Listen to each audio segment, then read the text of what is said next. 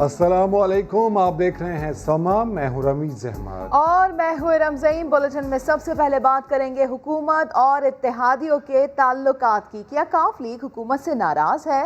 वज़ीर आज़म इमरान खान की जानिब से इत्तेहादियों के एजाज़ में ज़ोहराना दिया गया। काफ लीग का कोई नुमाइंदा ज़ोहराने में शरीक न हुआ। इस हवाले से मजीद अपडेट्स हासिल करेंगे समा के नुमाइंदे अब्बास शबीर से। अब्बास, काफ लीग का मौक़िफ़ सामने आएगा, हुकूमत की जानिब से कोशिश की गई कि राज़ी किया जाए काफ लीग को इस दोहराने के लिए। देखिए, काफ लीग का सबसे अहम मुतालबा ये है कि वज़ीर आज़म इमरान खान की तरफ से उनको बज़ाते खुद दावत नहीं दी गई, बल्कि उनके स्टाफ की तरफ से उनको सिर्फ फर्जी तौर पर एक दावतनामा भिजवाया गया है शिरकत के लिए। लेकिन मुल्क की जो मौजूदा सियासी सूरत हाल है उसके पेश नज़र वज़ीर आज़म ने फैसला किया था कि तमाम इत्तेहादियों को बिठाया जाए और आइंदा का लाएमल बनाया जाए। लेकिन मुस्लिम लीग काफ ने आज के दौराने में शिरकत नहीं की। तारिक बशीर चीमा ने शिरकत ना करने की वजूहत भी बताई हैं कि काफ लीग की क़यादत को हुकूमत से बहुत सारे तहफ़्फ़ुज़ात हैं। आज तक कभी किसी फैसला साजी के अमल में हमें शरीक नहीं किया गया। मशावरत होती है तो ना ही किसी फैसले से मुताबिक एतमाद में लिया जाता है। वज़ीर आज़म जब भी लाहौर आते हैं सिर्फ ऑर्डर्स करते हैं, लेकिन उस पर किसी किस्म का कोई अमल दरामद नहीं होता। तो हमारे लिए ज़ोराने में जाने का कोई फ़ायदा नहीं है। ये वाज़े तौर पर मुस्लिम लीग काफ की क़यादत की तरफ से ये कह दिया गया था तारिक बशीर चीमा को कि आपको भी दौराने में जाने की कोई ज़रूरत नहीं है। उन्होंने हमारे साथ जो बातचीत की है उसमें उन्होंने ये भी कहा है कि लोकल बॉडीज एक्ट हो या किसानों के मामलात हों, हुकूमत हमें किसी भी मामले पर एतमाद में नहीं लेती। हुकूमत बनने के बाद जो हुकूमत की तरफ से वादे किए गए थे, जिसमें एक वजारत का वादा किया गया था, सेनेट की कौमी असेंबली की स्टैंडिंग कमेटी की चेयरमैनशिप का वादा किया गया था, और भी बहुत सारे वादे थे हल्कों के हवाले से, वो पूरे नहीं हुए। कुछ वादे जो हैं ये तहफ़्फ़ुज़ात हैं। काफ लीग के अपडेट्स के लिए शुक्रिया अब्बास। काफ लीग की क़यादत को हुकूमत से शिकायत हैं। हुकूमत ने आज तक किसी फैसला साजी में और मुशावरत में शरीक नहीं किया। लोकल बॉडीज एक्ट हो या किसानों के मामलात का भी एतमाद में नहीं लिया गया। काफ लीग के रहनुमा और वफाकी वज़ीर तारिक बशीर चीमा ने शिकायत के अंबार लगा दिया। समा से गुफ्तगू में उन्होंने मजीद क्या कहा, ये सुन लेते हैं। हमारे ग्रीवेंसेस हैं जिनको एड्रेस नहीं किया गया। It is more than 2 years now कि हमने बारहा बहुत सारे प्रोटेस्ट रजिस्टर किए कि हम आपके देखें, बाकी जमातें भी इत्तेहादी हैं वज़ीर आज़म साहब की, लेकिन वो इत्तेहादी हैं सिर्फ मरकज़ में। हम उनके इत्तेहादी हैं पंजाब में भी। लोकल गवर्नमेंट एक्ट बना, किसी ने हमसे नहीं मुशावरत की। कितना बड़ा डिसीजन था पंजाब में। हम उनके इत्तेहादी हैं, उनको पूछना चाहिए। वज़ीर आज़म साहब हर हफ्ते लाहौर जाते हैं, वो आज तक उनको टाइम नहीं मिला कि वो हमारी क़यादत से मुलाकात कर सकें। उनको मुशावरत ना भी करें, उन्हें कम से कम एतमाद में ले लें। और अब तो ये आलम है कि 2-3 दफ़ा कमेटीज़ बनी हैं, और वो कमेटी के जो अरकान हमारे पास आते हैं वज़रा, वो भी हमसे कहते हैं जी कि बात आपकी सच्ची है, आपके साथ ज़्यादती हो रही है, लेकिन हम क्या करें। तो इसके बाद फिर देखिए, इसके बाद अब खाना क्या होता है, what is lunch, what is dinner. ये एक खुलूस का नाम है, एक एतमाद का नाम है, एक प्यार मोहब्बत का रिश्ता होता है ना, कि आप अब खाने का तो कोई भूखा नहीं होता। और अब बिलावल भुट्टो की बात, जिन्होंने हुकूमत पर तनकीद के निश्तर बरसा दिए। सोर में जलसे से खिताब में कहा, कठपुतलियों के पास इक़्तिदार है लेकिन अवाम नहीं। गिलगित बल्तिस्तान के अवाम को हुकूक हम देंगे। कलेक्टेड का क्या पता अस्तोर के अवाम के बारे में। मेरे 3 नारे हैं, 3 वादे हैं कि मैं गिलगित बल्तिस्तान के अवाम को हक़ दिलवाऊंगा। मैं गिलगित बल्तिस्तान के अवाम को हक़ मलकियत दिलवाऊंगा, और मैं गिलगित बल्तिस्तान के नौजवानों को हक़ रोजगार भी दिलवाऊंगा। इमरान सोच रहा है कि मैं अब दूरी सूबा बनाऊंगा। इमरान, तू बहुत देर इस बात पे आगे हो। सदर जरदारी साहब ने हमें 2009 में तो बुरी सूबा दे दिया था। आप अभी तक सोच रहे हो गिलगित बल्तिस्तान को सूबा चाहिए।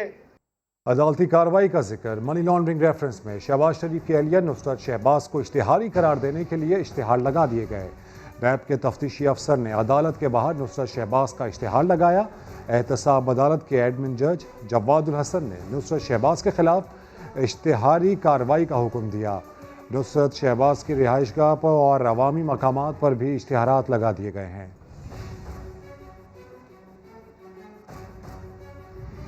پشاور میں 22 نومبر کو پی ڈی ایم کے جلسے کی میزبانی پر ڈیڈ لاک، اے این پی اور جے یو ایف اے جلسے کی میزبانی کے خواہش مند ہے۔ پی ڈی ایم کے سیکرٹریز آج ملاقات میں معاملہ طے کریں گے۔ اب تک صرف جلسے کے مقام اور وقت پر اتفاق ہو سکا۔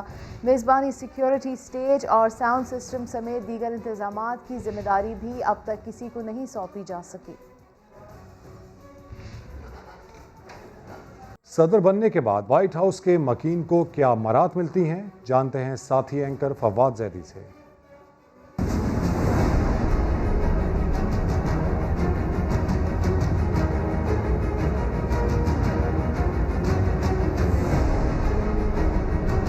امریکہ کے صدر کو دنیا کے طاقتور ترین میں سے ایک سمجھا جاتا ہے۔ وائٹ ہاؤس میں صدارتی مسند پر بیٹھنے والے شخص کو سالانہ $4 لاکھ تنخواہ ملتی ہے، جس پر ٹیکس بھی دینا پڑتا ہے۔ سفری اخراجات کے لیے $1 لاکھ، دیگر اخراجات کے لیے $50,000 اور انٹرٹینمنٹ الاؤنس کے طور پر $19,000 سالانہ ملتے ہیں۔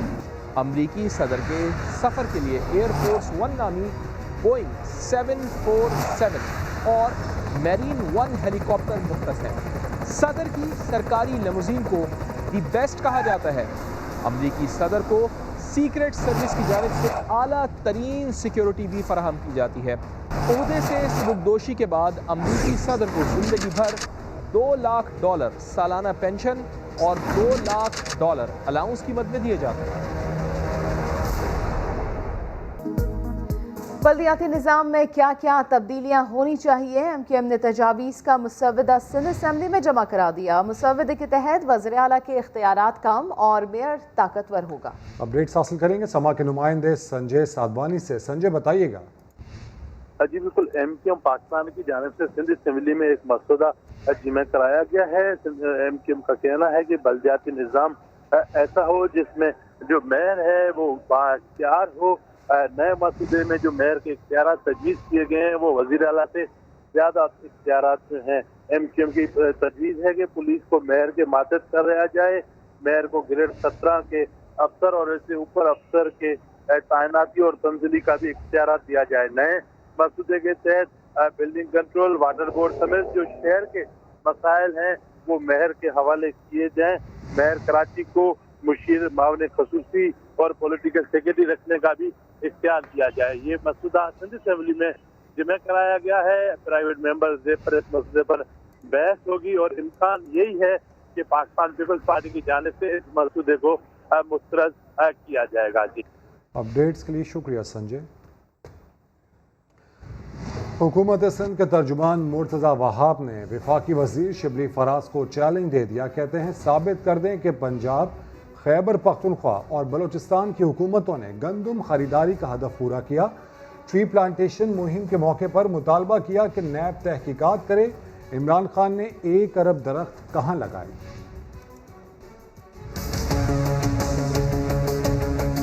میں آج شبلی فراز صاحب کو ایک چیلنج کرنا چاہوں گا، یا پی ٹی آئی کی کسی بھی چیمپئن کو چیلنج کرنا چاہوں گا کہ وہ ثابت کر دے کہ کیا پنجاب حکومت نے، خیبر پختونخوا حکومت نے اور وفاقی حکومت کی پاسکو نے اپنے گندم کے پروکیورمنٹ ٹارگٹس کو میٹ کیا ہے کہ نہیں کیا۔ اگر انہوں نے پروکیورمنٹ ٹارگٹس کو میٹ کیا ہوتا تو آج یہ شارٹ فال نہیں ہوئی ہوتی۔ تو جو الزام ہم پہ لگاتے ہیں ہم انہیں الزامات کا جواب دیں گے، لیکن پہلے اپنے گریبان میں جھانکیں۔ نیب والے NICVT پر ریڈ کر سکتے ہیں، نیب والے سندھ سے تعلق رکھنے والے وزراء کے گھروں پر ریڈ کر سکتے ہیں، سندھ سے تعلق رکھنے والے بیوروکریٹس کے گھروں پر ریڈ کر سکتے ہیں۔ تو میں سمجھتا ہوں مدینے کی ریاست کے دعوے دار جو اپنے آپ کو کہتے ہیں، ذرا ان سے پوچھ گچھ ہی کر لیں، چلیں ریڈ نہ کریں کہ انہوں نے وہ 1 ارب درخت کہاں لگائے ہیں۔ پاکستان کی عوام نے فیصلہ کر لیا ہے کہ پاکستان کا مستقبل عمران خان صاحب کے پاس نہیں ہے۔ پاکستان کی عوام پاکستان کی نوجوان قیادت جناب بلاول بھٹو زرداری صاحب کی طرف دیکھ رہی ہے۔ سندھ ہائی کورٹ نے اسلام قبول کر کے پسند کی شادی کرنے کی کیس میں لڑکی کی عمر کا تعین کرنے کا حکم دے دیا۔ عدالت نے آرزو کو دارالامان بھیجنے کی ہدایت کر دی، جبکہ اس کا شوہر اغوا کے الزام میں 4 روزہ ریمانڈ پر پولیس کی تحویل میں ہے۔ عرفان الحق کی رپورٹ۔ اسلام قبول کر کے پسند کی شادی کرنے کا کیس، سندھ ہائی کورٹ میں دوران سماعت آرزو فاطمہ نے اپنا بیان پھر دہرا دیا۔ کہا 18 سال کی ہوں اور مرضی سے پسند کی شادی کی، جس پر عدالت نے ریمارکس دیے کہ دستاویزات کے مطابق آپ کی عمر 18 سال سے کم ہے۔ جسٹس کے آغا نے کہا میڈیکل بورڈ بنے گا، وہ آپ کی عمر کا فیصلہ کرے گا۔ عدالت نے استفسار کیا کہ کیا آپ کو کسی نے اغوا کیا؟ آرزو نے کہا کہ مجھے کسی نے اغوا نہیں کیا، مجھے شوہر سے دور نہ کریں۔ عدالت نے واضح کیا کہ باریک بینی سے جائزہ لیا جائے گا، اگر لڑکی 18 سال کی ہے تو اس کا حق ہے جس کے ساتھ رہے۔ عدالت نے آرزو کی عمر کے تعین کے لیے میڈیکل بورڈ بنانے کا حکم دیتے ہوئے لیڈی پولیس کی تحویل میں دے دیا۔ وفاقی حکومت کے وکیل بیرسٹر صلاح الدین کا کہنا تھا کہ پولیس اور نادرا ریکارڈ کے مطابق آرزو کی عمر کم ہے۔ ڈاکیومنٹس ہیں وہ تو یہی کہتی ہیں کہ لڑکی کی عمر 13 سال کی، انہوں نے ویریفائی کیا ہے، انہوں نے کنفرم کر دیا ہے۔ اس کے علاوہ اب معاملہ جائے گا میڈیکل بورڈ میں، وہ ان کا بون آسیفیکیشن ٹیسٹ کریں گے، تو میں سمجھتا ہوں اس میں مزید کنفرم ہوگا۔ سماعت کے بعد عدالتی حکم پر آرزو فاطمہ کو دارالعمان منتقل کر دیا گیا۔ کیمرامین کامران الدین کے ساتھ عرفان الحق، سما کراچی۔ کراچی میں مسجد کا چندہ باکس بھی محفوظ نہیں رہا، لٹیرے نے ڈبے کا لاک توڑا، رقم بٹوری اور فرار ہو گیا۔ واردات کی فوٹیج منظر عام پر آ گئی۔ شاہنواز علی قادری کی رپورٹ۔ سزا کا خوف نہ اللہ کا ڈر، بلدیہ ٹاؤن کی ایک مسجد میں چور نے فجر کے وقت ہاتھ کی صفائی دکھائی، مسجد کے چندہ باکس کا تالا توڑا اور ہزاروں روپے لے کر 9-2-11 ہو گیا۔ مسجد کے منتظم اور پیش امام نے بتایا کہ ہر 5 ماہ بعد باکس کھولا جاتا ہے، جس میں تقریباً 40,000 سے زیادہ رقم جمع ہو جاتی ہے۔ اس سے پہلے بھی 2 مرتبہ یہ واردات ہوئی، ایک مسجد کے اندر سے گلہ یہ توڑ کے جو ہے پورے پیسے لے کر گئے تھے، دوسری مرتبہ یہ واردات ہے، تقریباً 40 سے 45,000 روپے اس میں اکثر 5 مہینے کے بعد جمع ہو جاتے ہیں جو ہم نکالتے ہیں۔ اہل محلہ کے مطابق چوری کی یہ پہلی واردات نہیں، لٹیرے کبھی نمازیوں کی موٹر سائیکلیں لے اڑتے ہیں تو کبھی وضو خانے سے نل اور جنریٹر کی بیٹری، اور پولیس بس خانہ پوری کر کے اپنا ہاتھ جھاڑ لیتی ہے۔ خوددارا اس گلیوں کے لیے کوئی پکٹ بچھا دیں یہ لوگ تاکہ ہمیں ریلیف مل سکے۔ مسجد کا چندہ لوٹنے پر سما نے متعلقہ تھانے سے رابطہ کیا تو حکام نے یقین دلایا کہ مقدمہ درج کر لیا ہے، CCTV کی مدد سے چور کو بھی جلد پکڑ لیا جائے گا۔ کیمرامین ایرک پریرا کے ساتھ شاہنواز علی قادری، سما کراچی۔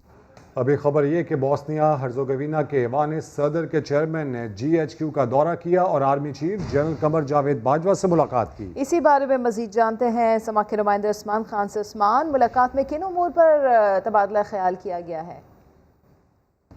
جی بالکل، بوسنیا ہرزوگوینا کے صدر شفیق جوکووچ جب GHQ پہنچے ہیں تو وہاں پر ان کی آرمی چیف سے ملاقات ہوئی، اور اس ملاقات میں باہمی دلچسپی علاقہ اسلام کی اور پاک بوسنیا تعلقات کے موضوع پر بات چیت کی گئی ہے۔ ISR کے مطابق پاکستان بوسنیا اور ہرزوگوینا کے ساتھ برادرانہ تعلقات کو بہت اہمیت دیتا ہے۔ Army chief general Qamar Javed Bajwa کا ایسا کہنا تھا، اور دونوں ممالک کے مابین محبت اور تعاون کے مضبوط رشتے پر فخر ہے۔ دونوں رہنماؤں نے دفاعی، تکنیکی مہارت اور مشترکہ منصوبہ سمیت مختلف شعبوں میں 2 طرفہ تعاون بڑھانے پر تبادلہ خیال کیا ہے، اور خطے میں امن و استحکام کے لیے 2 طرفہ تعلقات کو مزید وسعت دینے کے عزم کا اعادہ کیا گیا ہے۔ اور GHQ آمد پر معزز مہمان کو گارڈ آف آنر پیش کیا گیا، اور معزز مہمان شفیق جوکووچ نے یادگار شہداء پر حاضری دی ہے اور پھولوں کی چادر بھی چڑھائی ہے۔ معزز مہمان کی جانب سے خطے میں قیام امن کے لیے جو پاکستان کی کوششیں اور پاک فوج کا جو کردار ہے اس کی بھی تعریف کی گئی ہے۔ بہت شکریہ عثمان خان آپ کا۔ حکومت کا ٹیکس نادہندگان کا گھیرا تنگ کرنے کا فیصلہ۔ 2 کروڑ 10 لاکھ افراد قابل ٹیکس آمدن کے باوجود ٹیکس نہیں دیتے۔ وزیر اعظم کے معاون خصوصی برائے ریونیو ڈاکٹر وقار مسعود کا یہ بڑا انکشاف سامنے آیا ہے۔ سما کے نمائندے شکیل احمد کو انٹرویو میں بتایا کہ ٹیکس نادہندگان کو نوٹسز کا اجرا شروع کر دیا گیا ہے۔ ہمارا ٹیکس بیس بڑا نیرو ہے، ہمارے ٹیکسز بہت ہائی ہیں، ہمارے نظام میں شفافیت کی کمی ہے، جن کو ٹیکس نیٹ میں ہونا چاہیے اور وہ نہیں ہے، ان کو نوٹسز بھیج رہے ہیں۔ پاکستان کا ٹیکس پوٹینشیل جو ہے وہ 26% آف GDP ہے۔ 27 لاکھ افراد نے ریٹرنز فائل کیے۔ اب ان میں سے 10 لاکھ لوگ یہ کہتے ہیں کہ قابل ٹیکس ہماری کوئی آمدنی نہیں۔ 3.7 ملین تو یہ لوگ ہیں جو NTN ہولڈرز بھی ہیں، جن کے پاس بھی پراپرٹی ہے، ہمارے پاس معلومات ہیں۔ جو لوگ کار رجسٹر کرا رہے ہیں کسی جگہ پر हमारे पास मालूमात हैं। रेवेन्यू अथॉरिटीज़ के साथ हमारा ताउन हो गया तमाम सूबों के अंदर। बैंक से जब हमें ज़रूरत हो किसी इन्फॉर्मेशन की वो हमें मिलेगी। टेक्नोलॉजी का इस्तेमाल करते हुए जो भी लोग निकल रहे हैं, हमारे पास हर फर्द का टैक्स रेट पूरा हर किसी का मौजूद है। आप रोते रहेंगे, मैं रोते रहूंगा माफियाज का, वो हमें खुलेआम फिर रहे हैं ना, ये तो छुपे हुए तो नहीं है, लेकिन उन्होंने तरीके वज़ा कर लिए हैं और उसी से फिर आपके सारे मसाइल शुरू होते हैं। टैक्स इवेजन की भी, मनी लॉन्ड्रिंग की भी इतनी हो रही है, शायद तसव्वुर होना महाल। इस मुल्क में 2 करोड़ 10 लाख अफराद ऐसे हैं जिनकी आमदनी 4 लाख रुपए से ज़्यादा है। IMF हमारा बहुत अहम साथी है। इन हालात में वो ये नहीं चाहेगी इस रफ्तार के अंदर कमी आ जाए।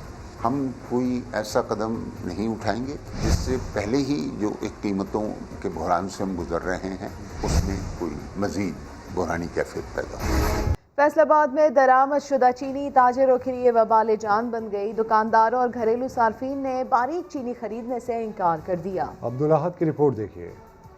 दरामद शुदा चीनी ताजरों के गले पड़ गई।